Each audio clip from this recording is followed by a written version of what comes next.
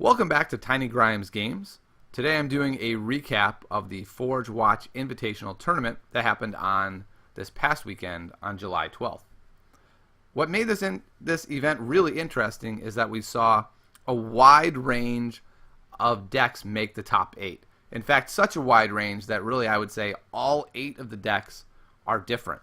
This to me is quite intriguing, as this is continuing the same trend we saw at the last event, where a number of different deck types, archetypes if you will, made the top 8, and it seems that the Solforge meta is a pretty diverse and robust meta. After the last event, I said we're going to have to kind of wait and see. It might close back down. A deck might really pop up as a front runner from this deck, especially the deck that Hans had won with, the Deathweaver Lotus deck. But we still seem to be in this beautiful little bubble of a lot of different decks. Let's go ahead and take a look at the different decks that we saw. So the first deck I'll look at is Klimatis. He was essentially playing a Flame Break removal package deck with Flame Break Invoker. I like a lot of what he's doing here. I've been sort of messing around with the same type of removal package and trying to figure out what's the right shell to put this into. Definitely NT seems like the right type of deck that this goes into.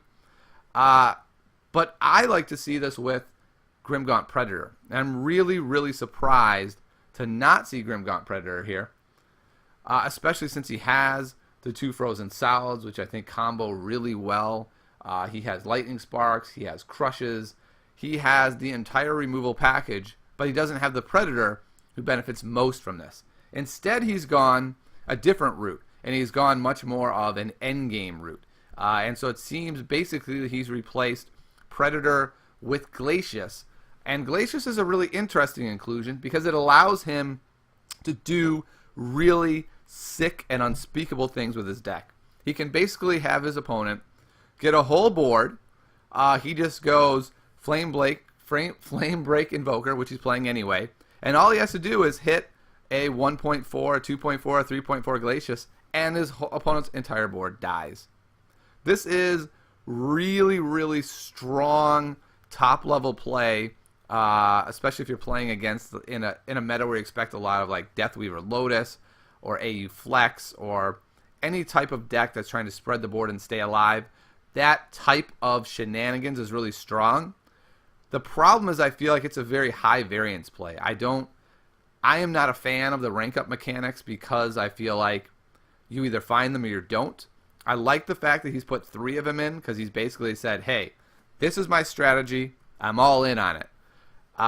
And so with that strategy in mind of being able to mass wipe the board, he's able to be really greedy and play 3 Dragons and 3 Zemus.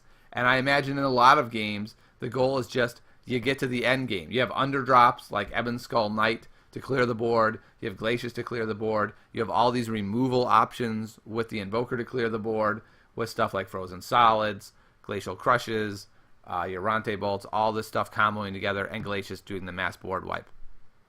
He did very well with the deck, making the top 8. For me personally, though, I would much prefer the Grimgaunt Predator route than the Glacius route. Though I will like to see this in action. I'll probably give it a try. But for me, I'd say this is a great example of one thing you can do with the Flame Break Invoker package. But to me personally, this isn't the one that I like best. The next deck we have is Schizo, who ran a Yeti deck.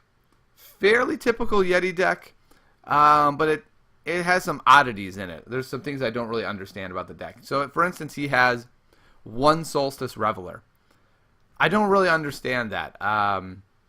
Solstice Reveler, having 1 of them means you're usually not going to draw it when you need it. So it feels like when you do draw it, it's probably going to be a dead card in your hand.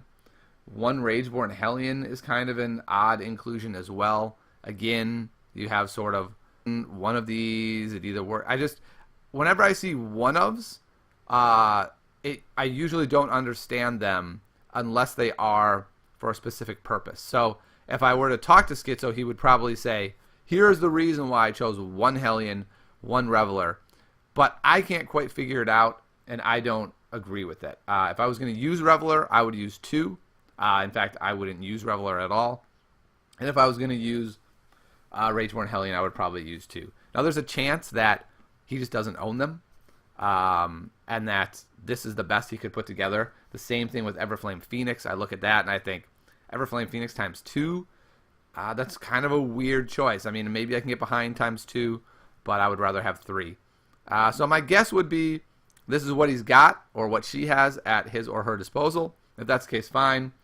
But that's not how I would build a Yeti deck. I think I would build it much more of a typical Yeti deck of 3 ofs and go that route. But Yetis are still strong, regardless of whether you have sort of the most optimal build or not. And Schizo made it to the top 8, so good job to Schizo. Next up, we have Brian. And Brian may have the weirdest deck in the tournament. So he's playing robots. And when I say robots, I mean old school robots. He's actually running 3 Arc Flights. I haven't seen anyone run Arc Flights in a long time, and I was pretty stunned to see this. However, I started thinking about it, and I was like, where's the Gemhide Bashers? They're kind of gone. Where's Cull? Cull's not really around that much.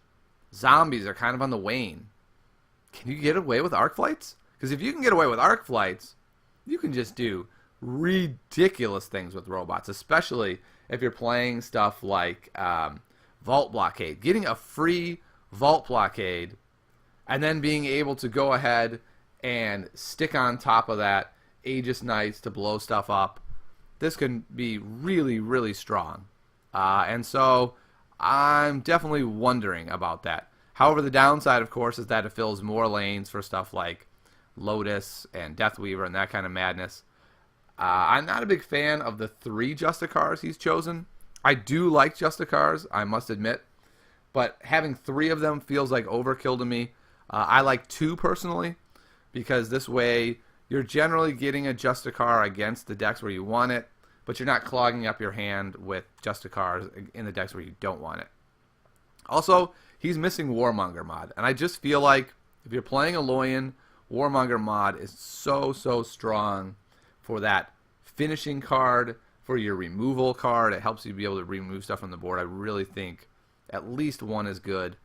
And he's got 3 jetpacks. I don't really understand 3 jetpacks. 3 jetpacks seems weird to me. Why exactly do you need 3 jetpacks? 2 to me is always the max I'll play. 1 is often the right number in my opinion. And now, the craziest of all, and I just feel like this must be a typo. He only has 2 gargoyles? I mean, if that's actually the case, I'm absolutely blown away by this. Now, there's a chance he just only owns 2 gargoyles. But he's got a lot of legendaries in this deck, and if he has that many legendaries, there's a good chance he could have afforded to craft another one or forge another one. So my guess is he's only run 2 gargoyles on purpose. Maybe he was really afraid of Crush. I'm not really sure. I don't know. I feel like running 2 gargoyles is a real problem.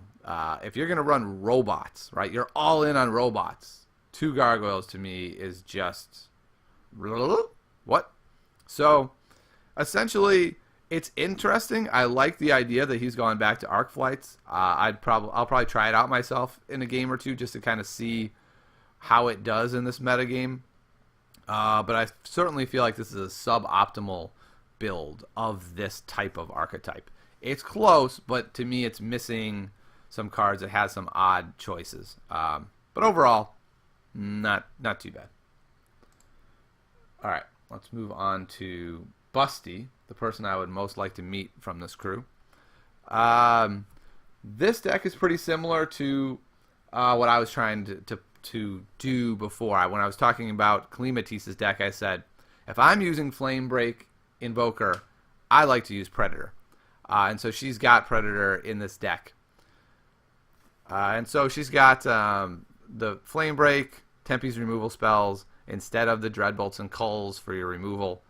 However, this build seems a little bit suboptimal to me.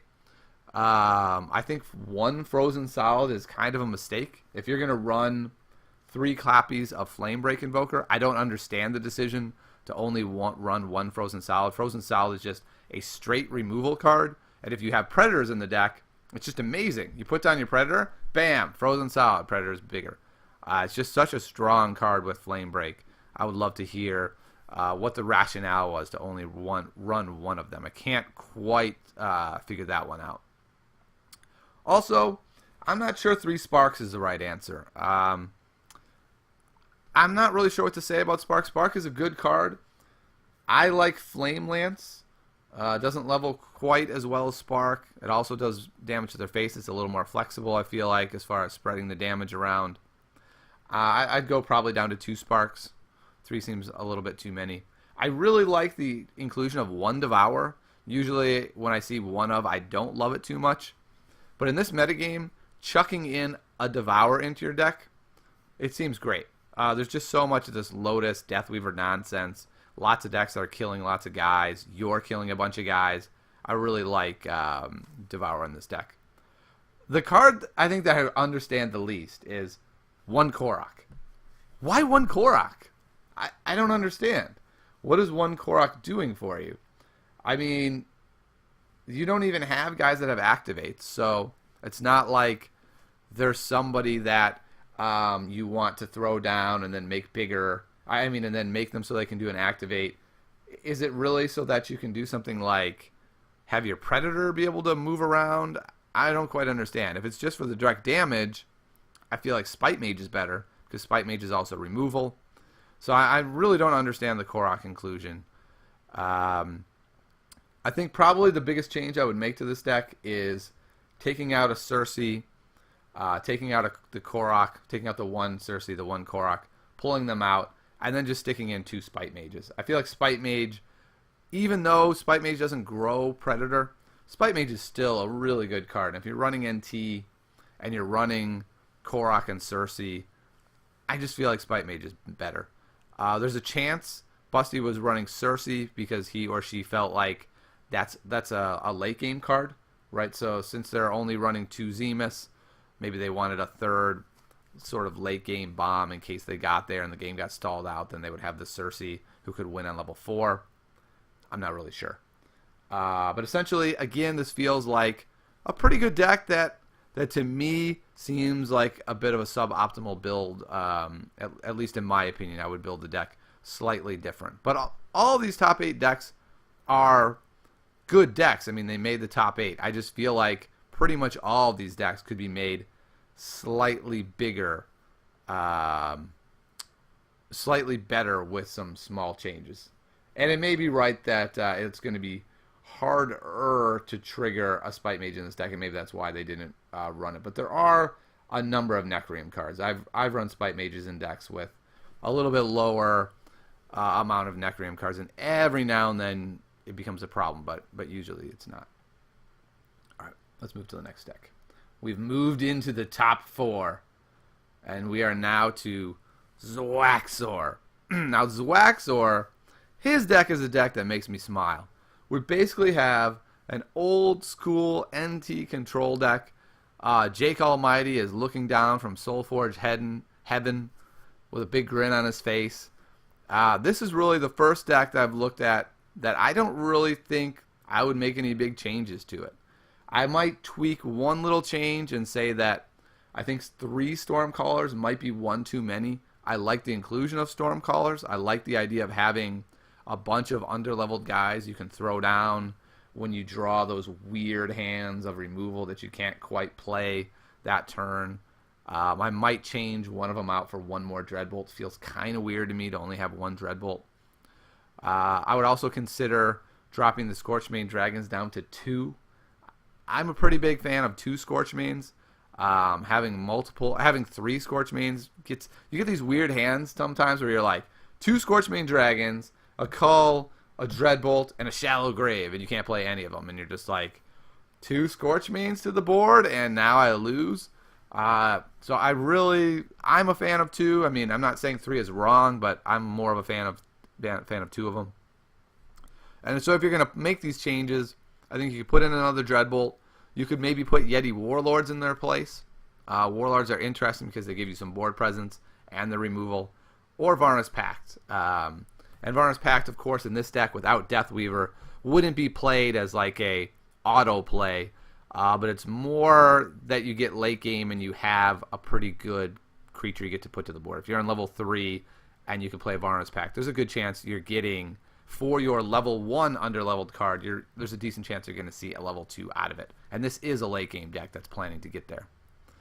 I love his inclusion of one crush. I feel like his deck addresses the meta quite well. When I'm playing NT, one crush is so good because gargoyles are a pain for NT. They're like the one card that you really struggle with. You basically have to find an on-leveled Dreadbolt or they're a real problem, and crush just handles them so well.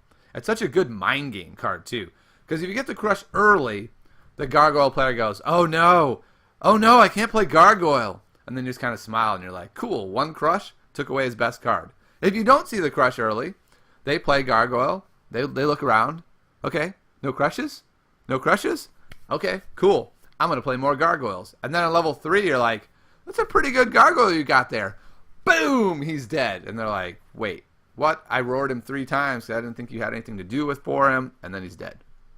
So I love a single crush. I think 2 Culls is a great decision. Cull is a good card to have right now. There's a lot of stuff you can hit. And again, he has 1 Grimgaunt Devour. I love 1 Grimgaunt Devour in Necrim decks right now. I hate playing 3 of them unless you're in a meta that's just totally overrun with spreading the board. But one of them is so beautiful because there's a decent chance you're going to draw it, and when you do, he's really good. And in my opinion, if they're spreading the board, even a Devourer 2 on level 3 and beyond can become really strong really fast. So the problem with Zwaxor's deck is the problem that NT always has. This is really a high variance deck, especially if you get greedy and level the early dragons. Oftentimes it pays off amazing dividends and you go, level 2 dragons all over the place, level 3 dragons, I blow up the world. But every now and then, the deck just kind of stops working. And so I feel like NT control is really good in Swiss. You'll probably only have 1 to 2 missteps. You'll make it through. But it makes me really nervous once you get to the top 8. Because you just have that situation where you play best of 3, and if one game the deck completely fails on you, and then you lose another just really good game, you're out of the tournament.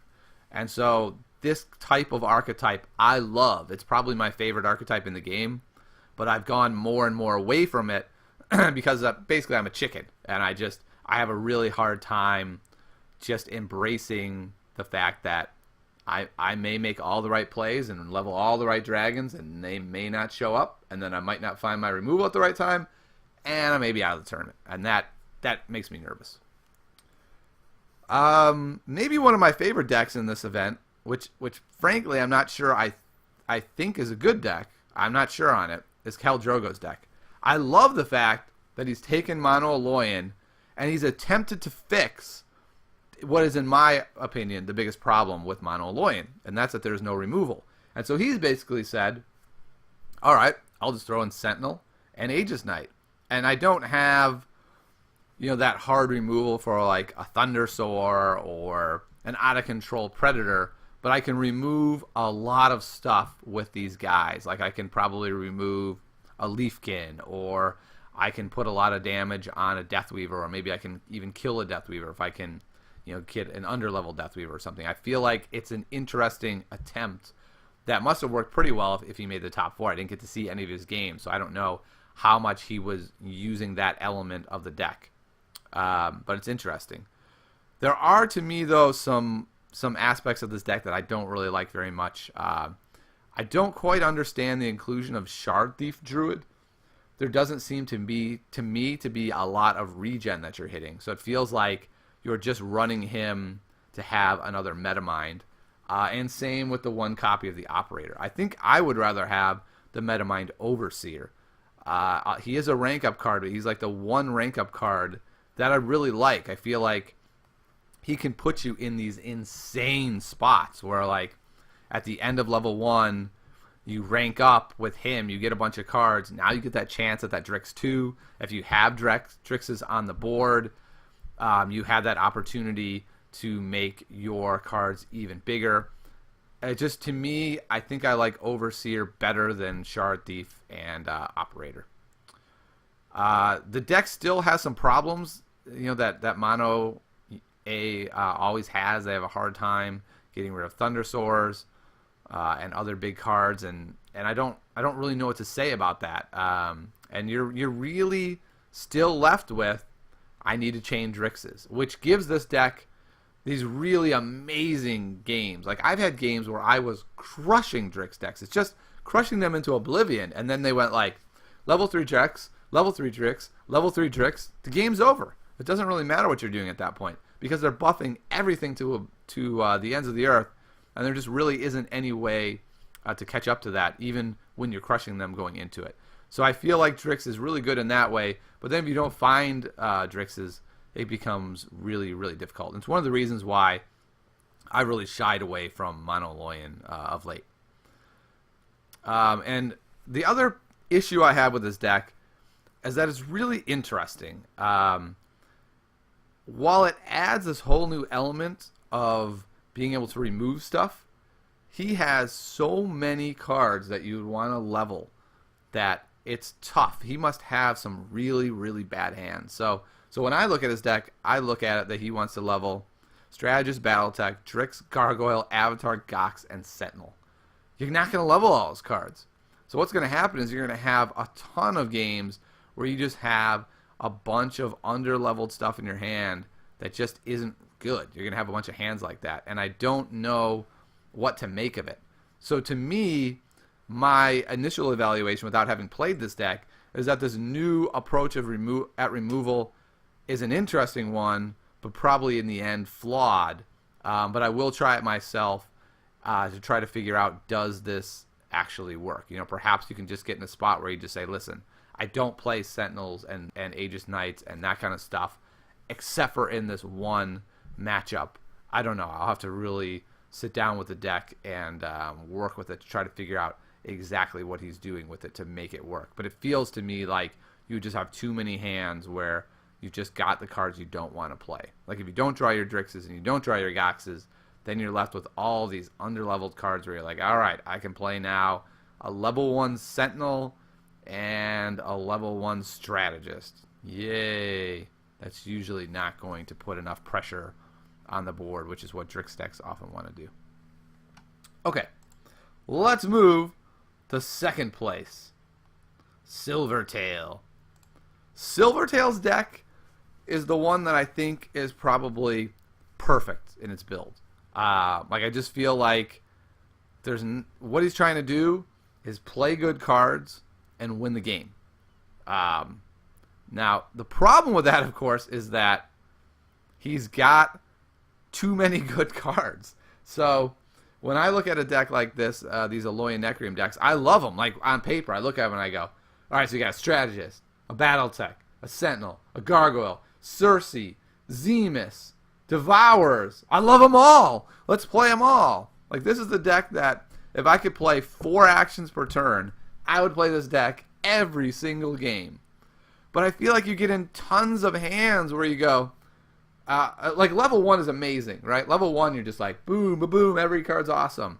Level 2, you go, oh no, I've got an underleveled Zemus and an underleveled Devourer I have to play, or an underleveled Battletech, or an underleveled Strategist. Like, there are just so many underleveled cards that I feel like are amazing on level, but are not that good underleveled. I just don't quite see how this deck wins consistently.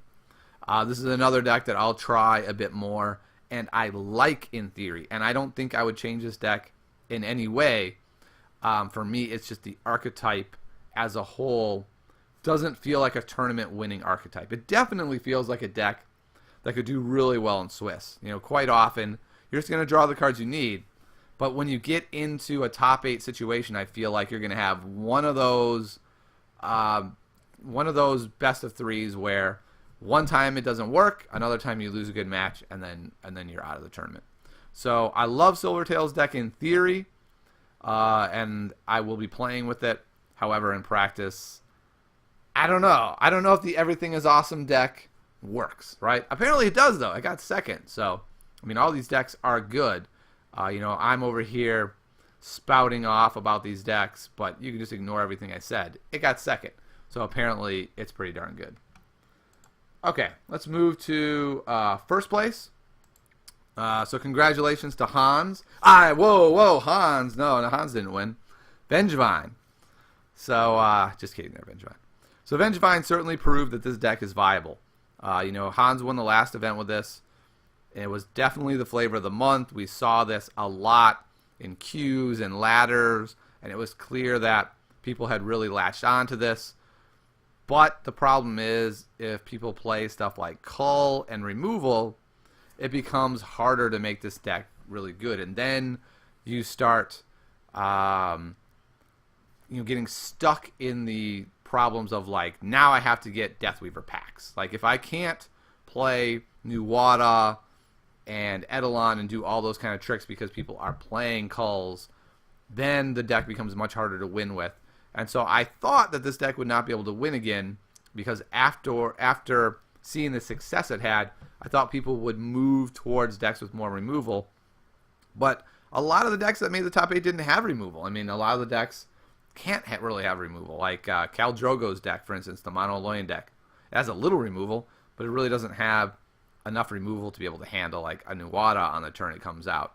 And so it's interesting that apparently, while the deck was at like a ravenous peak that first week after Hans won with it, it seems to have fallen back down to just one of the many decks. And so this is an interesting deck that I feel like if the meta had shifted towards this deck being dominant, this deck wouldn't be dominant. It's just not a dominant type of archetype. It feels like the kind of deck that thrives in an open meta because it's pretty hard to handle if you don't have the cards to handle it. I'm a little surprised that he literally took Hans's deck card for card. I kind of felt like Hans's deck was sort of a rough draft. He didn't have Ebon Skull Knights in it. He didn't have any removal. It seems like Cull would be really good to have in the deck. I know I had been playing a version of it where I put Ebon Skull and Cull in, and it's been pretty successful. So I think if I was to tweak this deck a little bit, I'd probably move down to 2 Eidolons, maybe 1, add a Cull or 2 in, add in an Ebon Skull or 2, and sort of go that route. But clearly this is a better deck overall than I thought it was. I mean, anytime a deck wins back-to-back tournaments, this is a really good deck. So we'll see if the meta adapts a little bit more to this deck since it's won 2 straight events, or if it continues to just be one of the top 8 decks. And if it's just one of the best decks in the meta, then it's really it's going to be hard to beat it, because if you can't tech against this deck, it's pretty darn good. Whereas if you can tech against this deck, I feel like it gets a lot worse really quickly. Okay, so let me go ahead then and just give a brief rundown on what I think of the meta, where it stands. Essentially, I'm really excited about the state of this meta. There are so many good archetypes. I mean, just in the top 8, this is how I look at it. We had Yetis, AN, Deathweaver Lotus, Monologuin, NT Control, Tempe's Burn Predator, Tempe's Burn Late Game, AU Knights. This is really robust meta. It's really hard for me to believe that it is this robust. I mean, seriously, 8 different archetypes in the top 8. This is actually the healthiest metagame I've seen in any game I've ever played. I've never seen a metagame that was this wide open. I mean, when I look at the meta, if you were to say, Tiny, I want to win this next event. I'm the best player in the game. As long as I have a month to practice, I will win the event. What deck do I play? I'd say, I don't actually know.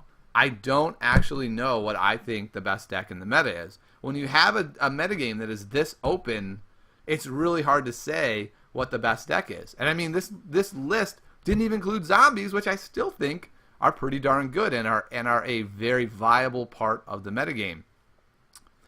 I think if you ask me what deck I would play in a tournament, I might lean towards something like AU Knights right now, because I feel like it's consistent, right? So for me, I often go for consistency. I feel like you can divide this metagame a lot by decks that are explosive and decks that are consistent. So I feel like the Yetis, the Deathweaver, the AU Knights, those are sort of like the consistent decks that are just trying to control the board and push through the win. And you have stuff like Monologuin, which I feel like bridges the two. Monologuin is also trying to do that, but when it doesn't, it can still sort of explode and be a really explosive level 3 deck. You have stuff like Tempe's Burn, which is trying to be a little bit more explosive, grow a really huge predator, push that through, play more of a late game version. You have NT Control, which is trying to play that late game version. You have the Aloyan Necrium deck, which is, I don't know what it's trying to do. Just play all the best cards in the game in one deck. Everything is awesome. So basically my final evaluation of the metagame is, wow, I'm really impressed. I can't believe the metagame is this robust, this open. I thought for sure after the last tournament it would close down a little bit and that we would see, certain archetypes get kind of pushed off to the fringes. It'll be really, really interesting if the new card that's coming out on Tuesday, Cindersmoke Wyvern, if that card affects the metagame. And the other one, the Gnome, could it bring some sort of infinite deck to the surface? I don't think so, but I know some people who think it will. So we may see an even more open metagame in the very, very near future. So I'll see you next time after the next big tournament here on Tiny Grimes Games.